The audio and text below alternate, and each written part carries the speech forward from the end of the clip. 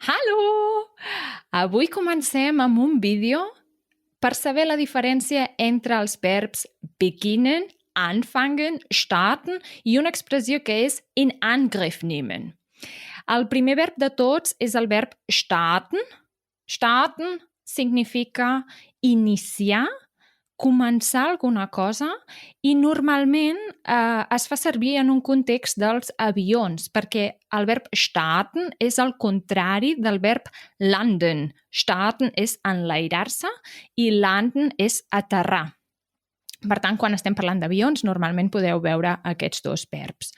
Starten, si el volem conjugar en passat, trobarem que la forma del pretéritum és startete i la forma del perfekt és ist gestartet. Per tant, alerta perquè el Hilfsverb és amb el verb sein. No? És aquest ist. El verb starten també el podeu trobar en relació, per exemple, amb l'ordinador, der Computer, o amb un motor, der Motor, i podem dir der Computer startet. Significa s'inicia, s'engega, el mateix que amb el motor. També podeu trobar el verb neu starten. Neu starten significa reiniciar. De vegades a l'ordinador li passa alguna cosa i l'hem de reiniciar. Per tant, aquest verb en alemany és neu starten. Iniciar de nou, per tant, reiniciar. A continuació veiem el verb beginnen. Beginnen s'assembla molt al verb en anglès, per tant, la majoria ja sabeu que significa començar. I les formes del passat del verb beginnen són begann, hat begonnen. Aquest verb té el prefix be, per tant és untrennbar, no és separable, sempre el trobareu junt amb l'arrel. Aquest verb significa començar, com he dit fa un moment, i es fa sempre amb la preposició mit. Ja sabeu que la preposició mit significa amb i es posa sempre a darrere el datiu. Per tant, beginnen mit. Per exemple, Johannes beginnt mit dem Training. Un sinònim del verb beginnen és el verb anfangen. Anfangen és separable, el prefix an el separem i per tant quan fem, per exemple, la conjugació en pretéritum és fing an. El an el posem al final de tot. O quan fem el perfekt, doncs és hat angefangen. Posem aquesta GE entremig. Angefangen. Aquest verb és sinònim de beginnen i també va amb la preposició mit, més datiu. Per tant, direm, der Unterricht fängt 9 Uhr an.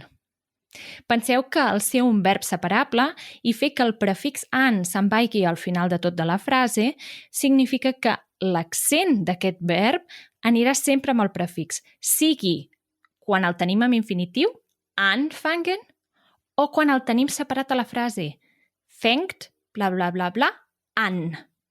D'acord?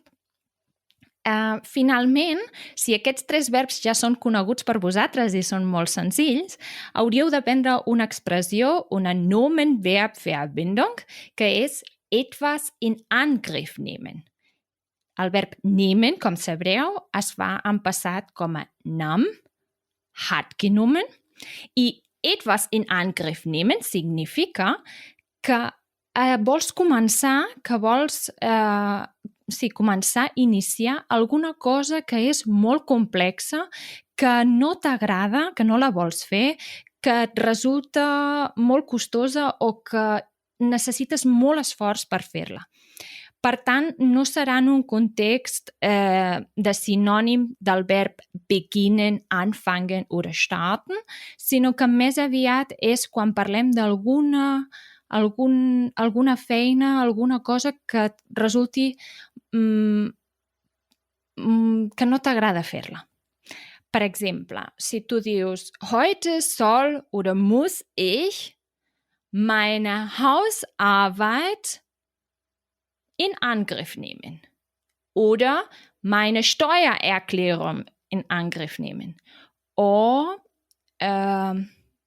meine Doktorarbeit. De vegades, totes aquestes accions fan que siguin molt dures per nosaltres, per tant, podeu fer servir aquesta expressió, aquest Nomenverbverbindung. Molt bé, fins al pròxim vídeo. Adeu, tschüss, tschüss. Ciao, tschüss.